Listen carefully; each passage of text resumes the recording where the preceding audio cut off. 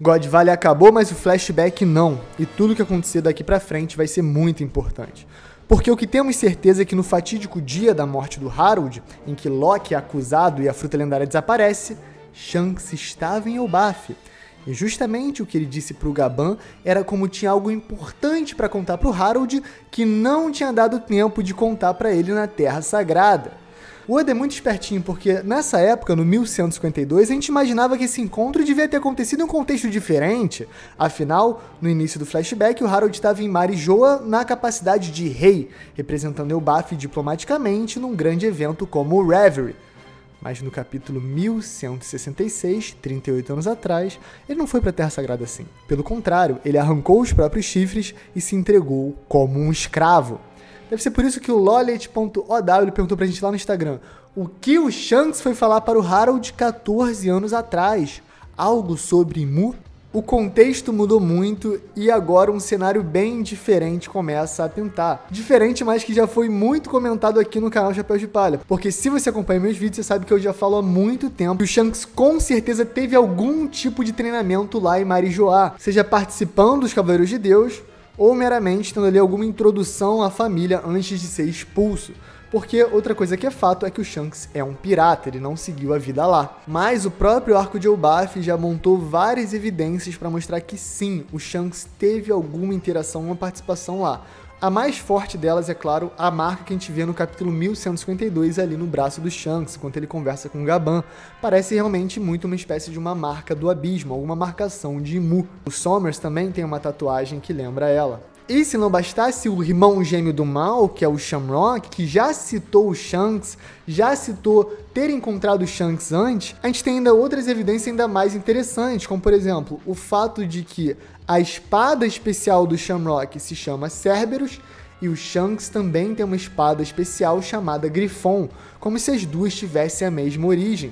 Talvez Marijoa. O fato é que eu já especulei muitas vezes que o roubo da Gomu Gomu no Mi não é à toa, e apenas o Shanks poderia ter feito ele, porque o Shanks tinha informações privilegiadas de dentro do governo mundial, do castelo de Pangaea. E isso bate exatamente com a linha do tempo do Shanks 14 anos atrás, tentando comunicar alguma coisa com Harold e sendo tarde demais. Então, da mesma maneira que o Shanks sabia que a fruta que o Rouzhou estava carregando era especial, era lendária, ele provavelmente também sabia que a fruta de Elbaf estava sob perigo. E se elas forem a mesma fruta, se a fruta que o Luffy comeu lá no Shibu por acidente foi exatamente a fruta lendária que era protegida pelo Rei Gigante, que o Shanks teria conhecido em Marijoa numa outra capacidade, aí, amigos, o cenário que eu tô comentando há muito tempo se torna verdade. E o interessante é que God Valley também revela a origem do Shanks. Ele é, de fato, filho de um Cavaleiro de Deus. A gente vê que a mãe dele foi morta de maneira brutal. E nada disso é à toa. É o Oda preparando as migalhas, porque a grande refeição vem aí. Então, se eu fosse cravar agora, seria alguma espécie de aviso sobre a fruta estar em risco, ou algum golpe que Mu faria.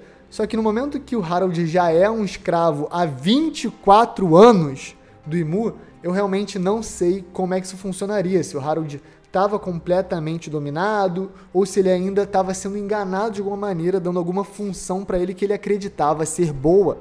Vai entender, o Oda pode pintar isso de várias maneiras. O fato é que os Cavaleiros de Deus chamaram o Loki para ser um deles. Então talvez o Oda estivesse estabelecendo aí já um precedente de filho para pai, ou de pai para filho. Mas mesmo assim ainda gera muitas dúvidas. Então por que o Shanks prendeu o Loki tantos anos depois se ele provavelmente sabia que não era o Loki que matou o pai? E como o Shanks obteve essa marca do abismo e manteve ela durante tantos anos? Será que era uma espécie de poder que ele conseguia controlar além do Imu? Será que ele se libertou de um domínio e por isso ele escapou dessas garras? Tudo isso é plausível, porque quando Shanks conversa com Gaban lá no 1152, ele parece um homem que buscava um destino diferente do que ele acabou tendo que encontrar.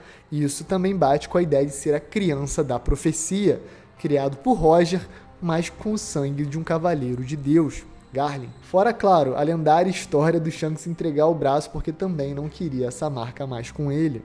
Isso traz uma camada a mais e começa a fazer mais sentido com a história se você considerar o nível de poder do Shanks, mesmo sabendo que na época o Oda não tinha nenhuma gota de ideia de que tudo isso ia se desenrolar mais de 30 anos no futuro, né? Vai entender, Oda é gênio. Então fala galera, Chapéu de Palha aqui, eu sou o Derek, deixa o like, já se inscreve, é do Samurai, checa os links na descrição. porque tem muito o que falar. É respostinha de palha, você quer fazer uma pergunta pra gente? Fica ligado no Instagram, porque a gente tá sempre mandando um storyzinho lá e você pode ser respondido em vídeo. Então fica ligado, deixa o like, se inscreve, um beijo, um queijo, Alanzito. Chama a vinheta.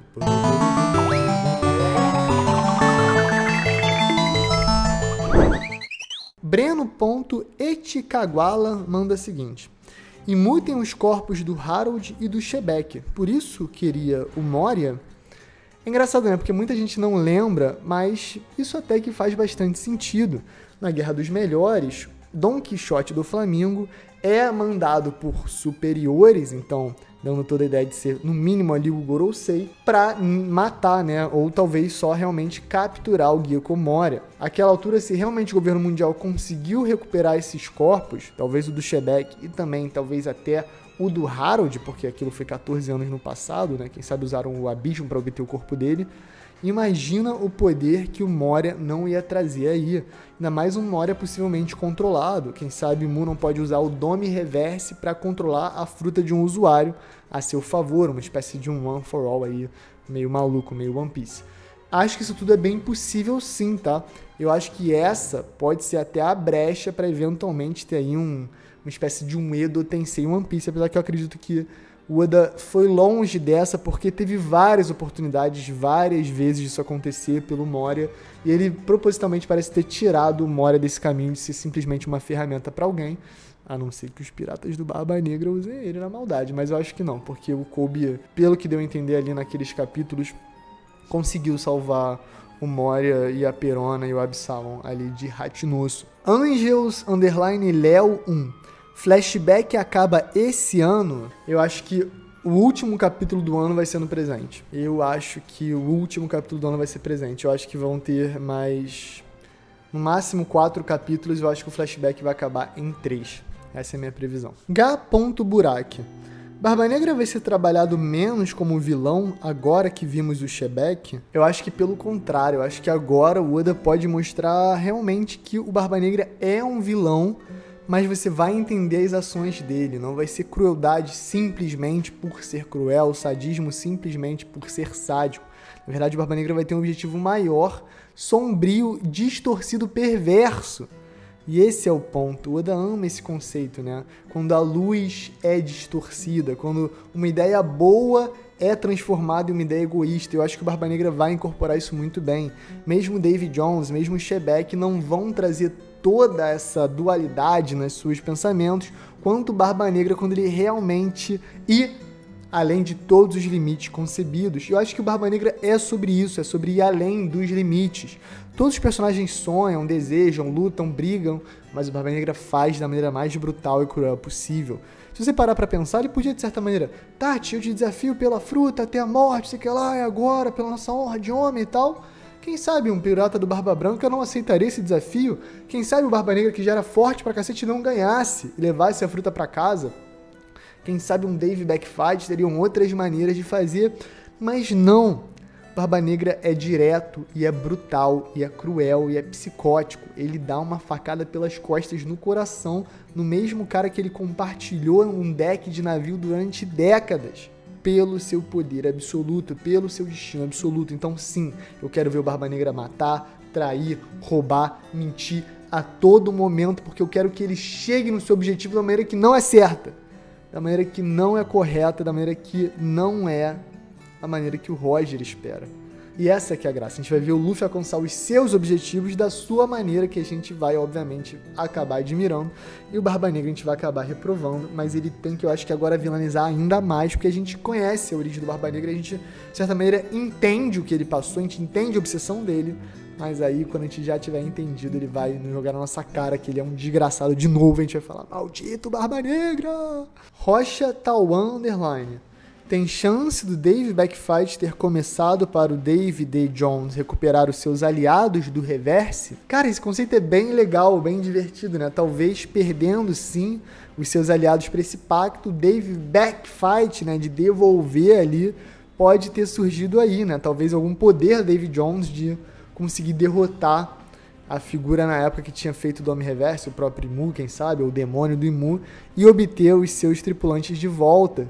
Isso seria muito interessante, a origem do Dave Backfight ser uma luta contra o Dome Reverse. Cara, adorei a ideia, icônico. Aproveitador _ Nasuverse.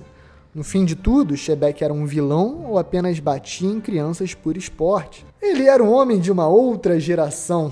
O fato é que o Shebeck esfaqueou o Loki, né? Só que o Loki era um gigante, né? Não uma criança normal, uma criança gigante. E não morreu. E continuou fã. É errado? É errado. O Shebeck é vilão? Não é, né? Não é vilão.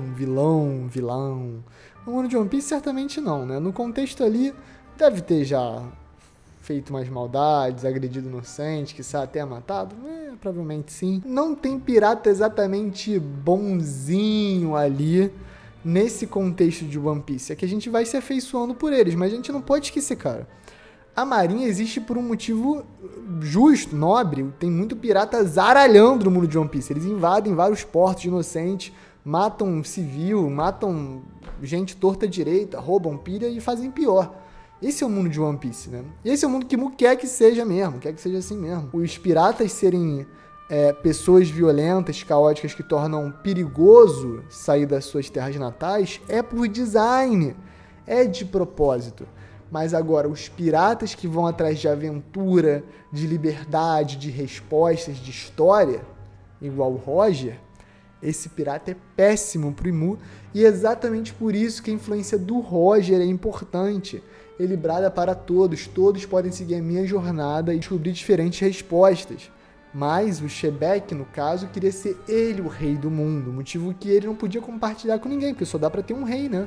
A própria tripulação dele abre mão, porque os sonhos do Shebeck são só deles. O Zoro, o Sanji, a Nami, o Sop e companhia, o sonho deles é meio que intermitente, no sentido de que todos sonham em atingir o sonho do Luffy pro Luffy e atingir o próprio sonho, a própria de sacrificar o próprio sonho pelo sonho do outro.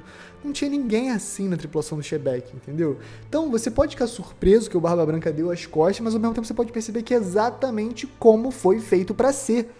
Uma tripulação só consegue mostrar os laços lendários de amizade e sacrifício porque outra dá as costas numa situação que parece banal, mas não é. A gente está mal acostumado com os laços verdadeiros mostrados em One Piece, projetando ali em outros piratas que não tinham exatamente essa relação.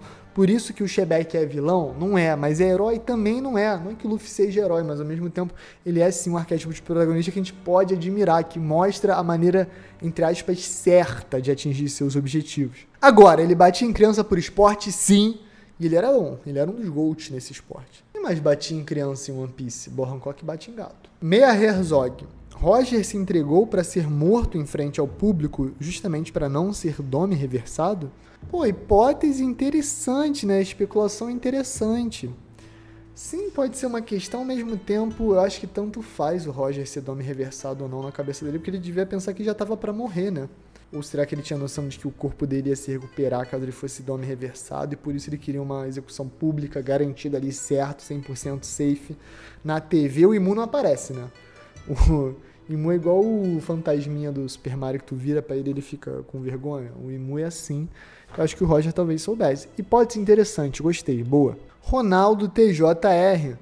Por que você acha que o Garlin e os Cavaleiros não finalizaram o Roger também? Essa é uma pergunta interessante. Pode ser só um problema de continuação ali do Oda. Mas se você quiser passar o pano máximo, você pode especular que o Garlin chegou, viu o Shebeck, era o objetivo principal, matou o Shebeck e talvez na hora de ir pra cima do Roger, não do Garp, o Gaban e o Rayleigh chegaram e impediram eles de pegar o Garp e o Roger. Isso é perfeitamente possível, como também é possível que, nesse contexto, em vez dos dois ficarem pra lutar contra o Garlin e tal, não sei o que lá, eles talvez fizessem uma trégua, né? O Garlin leva o Shebeck e o corpo embora, e o Rayleigh e o Gaban conseguem levar o Garp e o Roger embora intactos. Dá pra você passar esse pano. Ou então você pode pensar que, nossa, o Oda é maluco, ele escreveu de uma maneira que o Garlin chega, mata o Shebeck, vê o Roger e o Garp fala, galera, não vamos fazer nada não, vamos embora, tchau. É isso, mas eu acho que o Oda, ele bota, às vezes, um timing confuso de propósito, pra você assumir que as coisas vão acontecer de maneira que faça sentido. e não que ele tenha que desenhar ele sequencialmente, tá? E aí na hora que matou o Shebeck, aí logo em seguida chegou o Gaban e o Rayleigh, e aí não deu tempo de Gaban e Rayleigh conseguirem recuperar o corpo do Shebeck, nem do Garlin conseguir matar o Roger e o Garp, por isso, entendeu? Então eu fico um pouco com essa impressão assim que eu já falei isso. Chegou a hora, o ano é 2025, quase 2026. Chegou a hora de você, fã de One Piece. Você já tá mais velho. Você amadureceu, você cresceu, muitos de vocês cresceram com a obra. Não é hora de agora a gente olhar para esse senhor lendário japonês e falar assim: chega de perguntar o que o Oda pode fazer por nós, e sim o que nós podemos fazer por Eiichiro Oda. O que você pode fazer por Eiichiro Oda hoje? Você pode passar um pano, você pode discutir online, proteger a obra One Piece até o final. É isso que a gente tá fazendo. Não, tô brincando, a gente tá fazendo as críticas na moral, mas é isso. Eu acho que é difícil estabelecer o ritmo com toda a didática que ele traz normalmente na obra, e às vezes tem esses momentos esquisitos que aí dá a impressão de que, nossa, o Garlin pangou, né? Podia ter matado o Shebeck, o Roger e o Garp de brinde, não fez. Mas dá pra você também assumir que não foi exatamente assim. Dá pra assumir que o timing ali não foi bom pra ninguém, mas que foi conveniente pro roteiro. Que você pode fazer pelo roteiro de One Piece pra ser tão bom quanto ele já é. Então é isso, galera. Deixa o like, se inscreve, comenta aí alguma coisa. Vai ter review essa semana, fica ligado. E é isso. Paçoca Biônica, tamo junto. Um beijo, um queijo, galera. E valeu!